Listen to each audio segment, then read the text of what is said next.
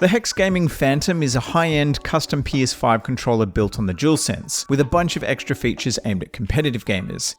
It adds 4 remappable back buttons, interchangeable thumbsticks, adjustable triggers, and multiple on-controller profiles. At roughly $230, the Phantom sits above both the standard DualSense and even Sony's own pro-grade DualSense Edge in terms of price. So you gotta ask, what do you get for that extra money, and is it actually worth it? I'll be honest with you, walking into this review I was pretty skeptical. I've always wondered why anyone would drop big cash on a modded controller when there are cheaper, more feature-rich options out there. But after spending some quality time with the Phantom, it started to click in ways I didn't expect. That doesn't mean it's the perfect pick for everyone, so let's get stuck into what it does and whether or not it's worth your hard-earned moolah. Now, I was sent this controller for review, but as usual, all opinions are my own, and I haven't received any money or incentives to say anything about this product. Okay, what you get in the box depends on the package you purchase. It comes in a few configurations and it gives you the option of potentiometer or Hall effect sticks. HEXGaming sent me the Hall effect model and the package that comes with a hard carry case and a 4 meter or 13 feet USB-C cable. It also includes what looks like a throwing star to open up the back, a box of different sticks, and this tiny controller thingy. This is the Drift Fix module, which is used for calibration and reducing stick drift, and I'll explain how this works later. The last thing you get is these rubber rings that you can use on the sticks to prevent noise and add a little friction. Regardless of which package you go for, the controller includes 4 additional back buttons that can be mapped to any of the standard buttons. This includes stick presses, touchpad presses, and the D-pad, but not the create option or home buttons.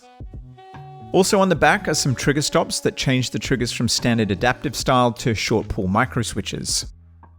The controller will store up to 6 unique profiles on board and it allows you to swap between them on the fly. Because the internals are essentially a DualSense, all the standard specs remain largely the same. So battery life, haptics, weight, headphone input, and wireless range. In case you don't have those specs memorized, they are as follows. Battery life is quoted as up to 6 hours, wireless range is 10 meters or 30 feet, and it weighs 295 grams. This is slightly heavier than a DualSense, but slightly lighter than the DualSense Edge. Charging is handled via USB-C, and you can also use it in wired mode by using a USB cable. The carrying case is sturdy and reasonably compact, so if you're looking to get one for traveling, this should keep your baby safe. It has a big pocket inside and will hold the USB cable, the sticks which come in this little tub, and the Drift Fix module. It's compatible with PS5, PC, Android, and iOS, and comes in a range of adult-friendly colors, as well as this snake or serpent design. Lastly, this is basically a DualSense with added functionality, so yes, it will wake the PS5 from rest mode. The shape and layout of the Phantom is almost identical to a DualSense, with a few notable differences. The back is the biggest departure. Let's start with the rubberized grips, which I think are an improvement over the OEM pad, and if you have sweaty palms, this should help. The back buttons are quite pronounced compared to something like the G7 Pro or the Ultimate 2, making them difficult to ignore, although if you don't like back buttons, I question what you're doing here. These buttons are positioned to sit just underneath your middle and ring fingers, and I find them to be reasonably intuitive. Now, they don't provide much tactile feedback. They're clicky, but it's quite a subtle click. Personally, I'd prefer something more tactile, but they're not objectively bad.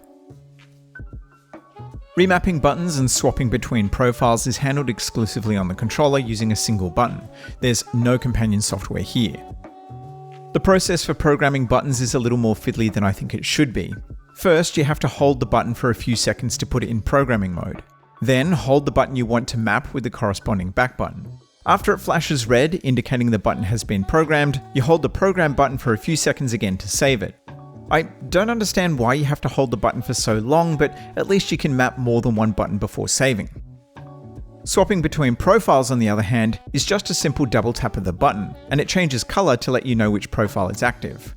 I think separate lights for each profile would have been a more intuitive solution, but this system works well enough. Flipping it over, the front-facing buttons are identical to a regular DualSense in terms of responsiveness and feel. In other words, they're not micro switches. None of the buttons have symbols on them, although the Create and Options buttons do get icons on the shell. For better or worse, the D-pad is the same as the official controller. It's not the worst D-pad design, but just like an OEM pad, it's kind of asked for games that rely on 8-way input, such as fighting games. There are definitely worse D-pads out there, but something custom here would have been great. The triggers can switch between regular adaptive triggers and short pull micro switches using a toggle on the back.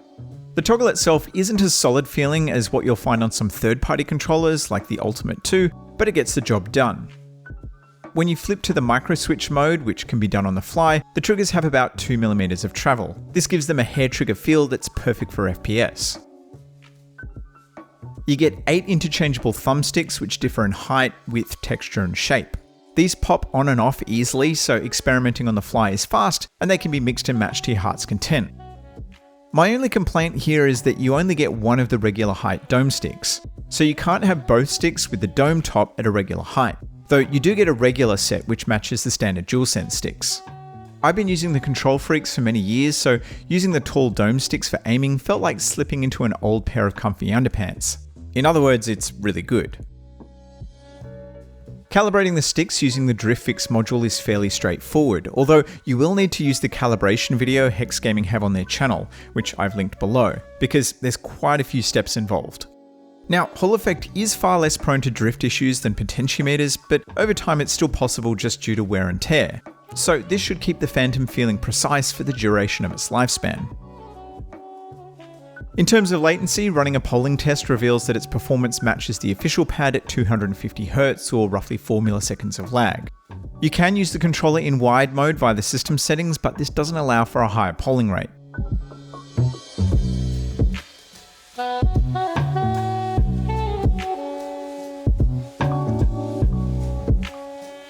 From 350 Australian or 230 American bucks, this puts the Phantom in competition with something like the Razer Raiju V3 Pro, which has more buttons and deeper configuration. Additionally, the Phantom is a lot more expensive than the Victrix Pro BFG, which again has more configuration options. So it's far from the most comprehensive in terms of features. The Phantom does give you a much closer feeling to an OEM pad though, because it's built on top of one. You don't lose any of the official features, and it adds a number of pro features for the hardcore crowd. It also allows you to do everything on the fly without additional software, and it's a decent alternative to Sony's official Pro pad. And that's the key here. This is a controller for people who want pro features, but don't want to give up what an official pad offers. Earlier in the video, I mentioned there was a moment where the Phantom really clicked for me. It happened while I was playing the original Modern Warfare and Team Deathmatch. I had the hair triggers set up for aiming and firing, and I was using the back buttons for sprinting and calling in kill streaks. I was rushing, as I normally do, and I grabbed this little 3-piece, and at no point did I need to take my thumbs off the sticks. On top of that, I was getting the reload sounds through the controller and getting vibration every time I fired. Everything felt intuitive and immersive in a way that I'd never experienced before in this game, despite having hundreds of hours in it. I had a similar moment playing Gran Turismo 7 using the back buttons to shift gears. Every time I changed up or down, I got this satisfying haptic crunch that made everything feel like I was using a real flappy paddle steering wheel. You do pay a premium for this experience, and whether it's worth the price is totally up to you, but for some people, I can see it being a genuine game changer. Ultimately, I think the target audience for this is quite niche, but setting aside the price of entry, it definitely delivers on its promise. If you want to pick one up, you can use the link in the description to order directly from HEXGaming, and if you use the code Goukigod at checkout, you get 5% off your order. Now, I don't receive any commission from this, it's just a discount. So use it, don't use it, I could care less. Okay, thanks, see you next time.